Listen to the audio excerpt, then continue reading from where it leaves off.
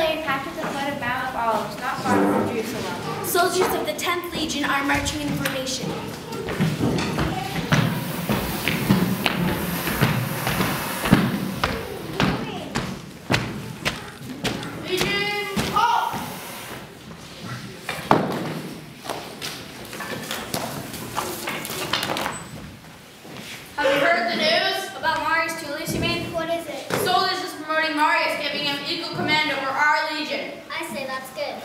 I'm not surprised since Marius chose in Judea. He and Sardis were always together.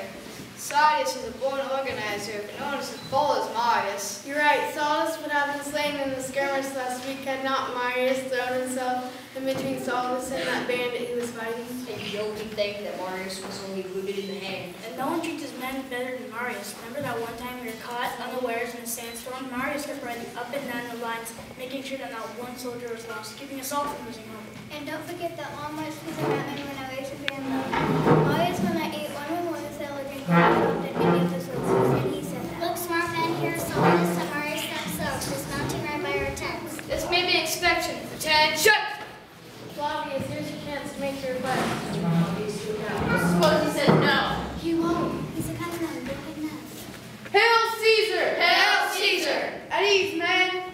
Men of the 10th Legion, I hereby announce in the name of Nero, Caesar, Interpreter, Pontifex, and Jupiter, that from this day forth, command of your army is shared by me, Solus, Vespasian, and Marius Tullius. Woo! To celebrate the promotion of Marius, we will double tonight's ration of wine and meat. Yeah! The new commander stands ready to hear any complaints he may redress.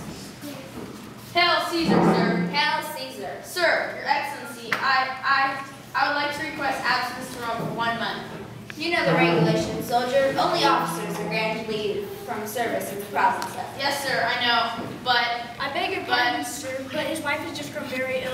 No one will look after the children. Your wife? You left your wife in Rome. yes, sir, and Oh, that poor dear woman. Soldiers should be bachelors, not like helpless, defenseless ladies back home who have to fend for themselves. Oh, that poor dear woman. As I have said, regulations do specify that only officers are granted leaves from service in the province. However, as part of the ceremony attended on my behalf, I am so moved to take the exceptional measure of granting your request. I will have a junior officer draft you with a letter, providing you with an escort to the port of Alexandria, and from thence you will have passage on first ship bound for Rome. thank you, sir. 3 cheers for Marius Tullius! Hip hip hooray! Hip hip hooray! Hip hip hooray! But this is what you call the campsite of a Roman army. It looks as though it was hit by a sandstorm. Get those tents properly pitched now on the double. Are you Roman soldiers or barbarian water boys? Let's see a campsite here that Emperor Nero would be proud of. On the double now. On the double. There's simply times when I can't fathom you, Marius. You're either as tough as tempered steel or as soft and healing as hammered gold. On the battlefield, you seem to have the sinews of a lion, but when surrounded by the sick and wounded, the heart of a woman. I had to myself write an explanation to the Senate concerning a request for a camp position. As far as Rome's concerned, only a soldier can fight as we're looking after. I'm sorry to cause you such trouble, sir. Don't call me sir anymore, my boy. We are co-commanders now, and equal in every way. As much as I admire the sameness of every legion, battalion, and soldier of the Roman army, it's good to come across an officer as unique as you. Truer words were never spoken. And you know what I sometimes think? If Marius can be so kind and caring even in the best of battle, where hard on her womanhood his sister Lucia must be. She makes me seem hard-hearted by comparison. I know it, my boy, I know it. It wouldn't be you I'd be marrying after all, but for all I know, since we left Rome, she may have gotten engaged to another. Impossible. You seem certain of that. We are in constant communication. So there's hope for me? Perhaps. Only perhaps. She always had many suitors. But none who were Roman generals. No, but there was usually a senator. Or two. Marius, my boy, I am ready to wage a campaign for your sister that will put Caesar's conquest of gold to shame. Although I know little rhetoric and eloquence, I'll summon up to her vanguard and lay siege to her love till she surrenders. They victus. Then good, Marius. I look on you as an ally in my battle of Rome. Good night. Oh, dear goddess Fortuna, my manly countenance must remain unmoved, but my woman's heart will well nigh burst with joy. It will be well, however, for Lucia not to give way immediately to Solidus' loving assaults, for no man values well that which is won too easily. No, she shall skillfully resist, prolong the siege, and surrender only when Solidus has all but given up. I'll have Pernicus make sure this letter reaches my brother as soon as possible. Pernicus! Pernicus! Pernicus! Oh, where has that sluggard gone off to now? Pernicus, you are wounded. What happened? Who are you? Were you with him when this happened? I had my sheep out to graze at the pasture, your excellency. My horse's man's gone and found lying near a large rock. He directed me back to you, his master. But where's the wound? I see no marks, nor is there blood on your head, Pernicus. The sun shone so hot on my aged head that I poured red wine onto this napkin, hoping to cool off. Fortunately, having no more wine to drink, I fainted. Pernicus, you're impossible. Return to my tent and drink all the water you wish, and then see to it that this letter is sent to Rome. Please see that my rescuer here is rewarded. If it weren't for him, I could have been devoured by wolves. Or carried away by ants. Be gone, you sluggard. Here's a 10 sesterce piece for your trouble. Well, what can I do with this circle of gold? It will not tend the grass that feeds the sheep, nor will it weave the wool that clothes the shepherd. Look you, my simple friend. This gold piece has graven upon it the likeness of Emperor Nero. It gives you the power to command others to take your sheep to pasture, or to spin and weave your wool. But I know the power is still greater. You do really. And what is this greater power? Spell Roma backwards. A-M-O-R. Amor. Love. It is a word game that everyone knows. In Rome is the power to reverse Rome. Love is the greater power. Look you, my simple friend. I command 10,000 men who will follow my orders the moment they are uttered without question. This is what I call power. How many men does your power command? I came upon Pernicus while searching for a lamb that had gone astray. Do you see her yonder hill? Yes, she frolics about. Show me first your Roman power. Command your men to catch my lamb. It shall be done instantly. Officers, command your men to form ranks.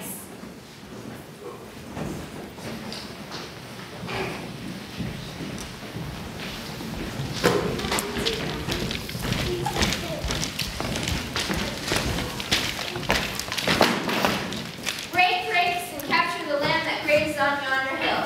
I'll give a sesterce to him who brings it back alive. Over here, not there. I almost had her. Look out. Claudius, go to the left and over to the right. She's gone now. Watch the cliff. Belly, she stood by you. You just fell. You missed her. She went that way, and... Over here, Cassius!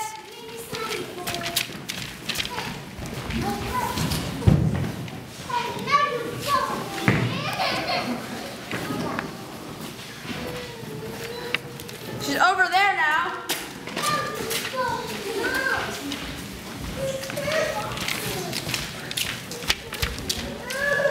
I need a rest. I give up. I was snorted by a lamb. I give up.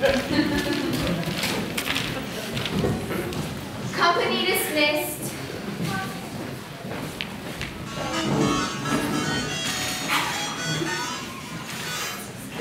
Now I shall try. Here, Angus. Here, Angus.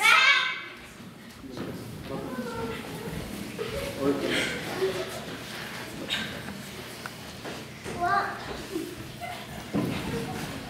The love that lives between you and your lamb proved greater than the might of a Roman legion. You Romans have a saying, amor vincit omnia. You are strange. Your garb is that of a humble shepherd, yet you speak good Latin and are far wiser than your simple manner would suggest. I'm a Pharisee by birth, a Roman citizen by service that once gave to Emperor Tiberius, but by choice I become a shepherd. You have left the proud traditions of the priestly ranks to care for sheep? I do not understand. Before too long, the descendants of you proud Romans will all be shepherds, guiding their flocks to the temples, taking them to pasture canyons of deserted arenas. New days have come upon us, and you'll all have to search for new ways to meet them. I can make little sense of what you say, yet I feel between your words there lies something that moves me deeply and calls upon me to be much more than I am. But who I am and what I am suddenly become great questions before my soul. Can we talk together some more? Every evening I light a small fire near the summit of Mount Olives. Others often join me, who, like you, are not content with life's withering surface, but seek to plumb life's very depths and rise up into its majestic heights. Meet then if you wish to speak further. All at once my life seems but a vain dream. Perhaps in sleep I awaken to the rightful powers that guide me.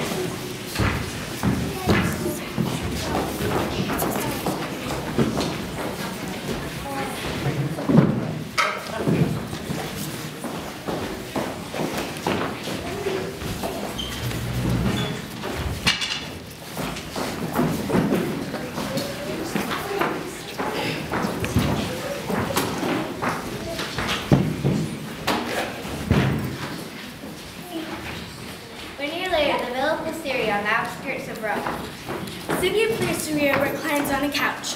A servant enters.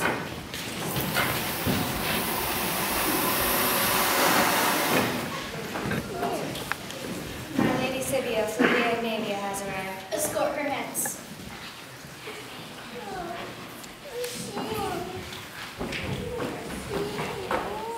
Sylvia, darling. Dear Fluvia.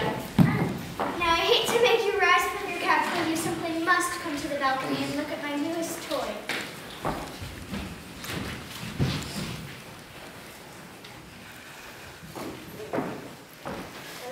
What is it, Ancha? Who gave it to you, darling? Don't tell a soul, my sweet, but the distinguished Senator Galley has just recently ransomed a whole group of Germanic tribesmen who were about to become gladiators, and he had to make the sedan chair as a surprise for me. No one makes sedan chairs quite as well as the Germans. Nor is it expensive either. I'm not supposed to know, darling, but rumor has it that dear Foley spent 100,000 sesterces on it. No. Can you believe it? He said it's supposed to last for 20 years, or her and out of the 20 servants who carry it, whichever comes first.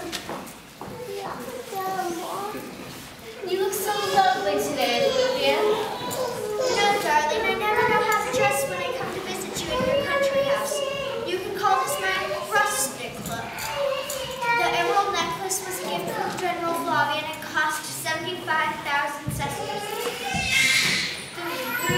The encrusted gold bracelet was just recently appraised at 30,000 sesterces, and I paid for the jewel-encrusted silk dress myself. It was only 10,000 sesterces, but don't you dare tell anyone I got it with such a discount. I'm glad you feel you can dress comfortably when you visit me. Oh, Sylvia, no one makes me feel as relaxed as you, but I worry about you too, darling. I hardly see you at parties and feasts anymore. Have you buried yourself out here forever? I find the quiet of the hills and trees all the companionship I need these days. Just wait till your city house is all built. Then we'll see the old Sylvia return, the social butterfly and princess of Rome. By the way, darling, have you received your invitation to the Emperor's Libertalian banquet? Yes. Well, you certainly don't sound awfully excited about it, darling. You know that absolutely everyone who is anyone is going to be there. And don't breathe a word about this to anyone, but Gaius Marcellus, you know him. He's one of the Emperor's favorites. He was able to smuggle out a copy of the vision, which is probably a state secret. Listen to me. For the station, a selection of appetizers. Fried grasshoppers, ostrich wings, flamingo tongues, locust and honey, 12 varieties of songbirds served in their feathers, and baby pelican livers braised in their blood. For the prima mensa, we have a selection of seafoods. Eel, squid, and octopus garnishing the roast of the Emperor's pet shark, you know, to whom he would feed his disobedient slaves. And for dessert, a relay of 100 runners will deliver fresh snow from the Alps, which we will then stir together with fresh fruit. grown in North Africa.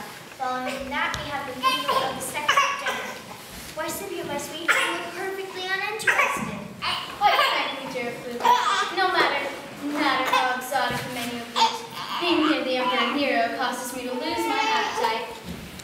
Why, Scipio, if that were overheard, we might be serving you at his next feast. But how can you say that? Is it all of this silly gossip that makes you doubt that Nero is a god and as such can do whatever he pleases? But Fluvia, would a god be like our Nero, inviting guests into his house, stealing their possessions, and selling them back to their owners the next day? Even an emperor must be allowed his boyish pranks. And what if that on some moonlit night, Nero wraps himself in the skin of wild beasts, has prisoners tied to the stakes, and gnaws at them until they bleed to death? It's just his way of having a midnight snack. And what of that house he ordered built for himself? The one that is a mile long, large enough to enclose a huge lake, which itself is surrounded by miniature cities, meadows, and forests, not to mention the rare woods and jewels lavished throughout, and ceilings that rain down perfume, and a furniture of silver and gold. Great spirits need grand houses. Please, dear Scipio, no more of this idle gossip. To put it simply, Nero is my hero. Underneath it all, he's a very modest person, raised into a position of responsibility that he never saw. With the help of his mother and a few poisonous mushrooms fed to his uncle, the old emperor. But oh, when I look into those deep brown eyes of his, He glazed over with drink as empty as the head behind him, or gaze upon a sudden smile lighting up his face, revealing teeth that rot from too many sweets, like cheeks fat and splotchy from a life of ceaseless excess. or watch his gesture with those sensitive, artistic hands. Hands prematurely palsied that tremble with never-ending fear. Would you deny that in Nero's breast there lives the soul of a poet, dramatist, and actor? An actor forces tens of thousands to attend his recital and locks the gates of the Colosseum so they have to refer to the end. Oh, Scipio, I won't deny it. My fondest hope is that one day Nero might choose me to be his bride. Wait around long enough, dear Scipio, and your wish is sure to be granted. But darling, Tempest Fugit, I've hardly arrived and I must be off again. Today Nero has decreed to be the great contest of gladiators, the Cratera Superior. Nero has promised that 1,000 men will die today and that he will then compose a eulogy in their honor. What a sensitive soul he bears. The social world. If only through some magic all the gladiatorial combat could appear on the wall of my room, so that I might delight in the spectacle while reclining on my own couch. What delicious laziness that would be. I simply must go. Please put off your melancholy cloak and join the endless party that is Roman life. You only live once, you know. I'll see you at the next banquet.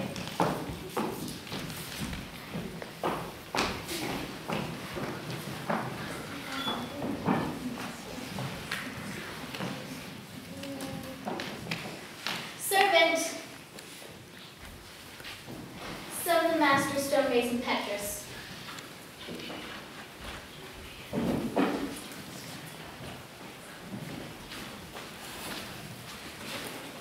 The work progresses well, Petrus? Yes, my lady. Were it not that the stone carvers must be given a holiday to witness the triumph, it would be done by Luke McAlpine. Triumph? Whose triumph? I'm quite out of touch with city affairs. Why, Marius Tullius installed as Vespasian. Marius Tullius. My lady, what ails you? Oh, Petrus, only because I have come to respect you, so I can find you now. Over 2 years ago, I encountered Marius at the feast of Lupercal. He approached me, kneeled before me, and in the most earnest and touching way, told me of his love for me. Oh, I remember. What? I remember saying such things to maidens when I was younger. Oh, but 3 years ago, I was still a child, vain and slightly, laughing at love. I was so cruel to him. Oh, so cool. What? That you were so cool to yourself to think of it that way. The scamp probably did not deserve your love. I thought that at the time, too. But now I'm grown older, wiser. Alas, compared to the weaklings and pups who call themselves men in Rome, Marius is like a stallion among donkeys. He's like a diamond among glass baubles. He's like A colossus among pygmies. Yes, Petrus, a colossus among pygmies. But how would you know? Why, all Rome speaks of his greatness as a general, of his boldness and generosity to his men, of his grandeur and gallantry. And now my heart is breaking to think that I spurned him when he stood just where you stand now, and he said, As long as stars shine in heaven, Marius' heart will beat for Scythia. why, that's exactly what he said. But that's a very common vow that young men make at the Lupercal, my lady. Only the names get changed. Oh, and I had thought it to be his own creation. Petrus, you were a man, best of your kind. Tell me, as a man, if you were spurned by Scythia, would you have forgotten her? Forgotten? Never. My love would only have blossomed into a love greater and truer than before. And this time, it were I who declared my love for you. Would you spurn me? Only a fool would reject such beautiful and magnificent a lady as you. I mean, no, my lady, I would not spurn you. And that settles it. The day after the triumph, I will make my way to the house of Marius Tullius and beg for his forgiveness. Nay more, and I will decease in time, pledged to be his wife. A bold strategy, my lady. Bold general that he is, Marius is sure to be won over by it. Petrus, you are truly a rock in support to me, my womanly Travis.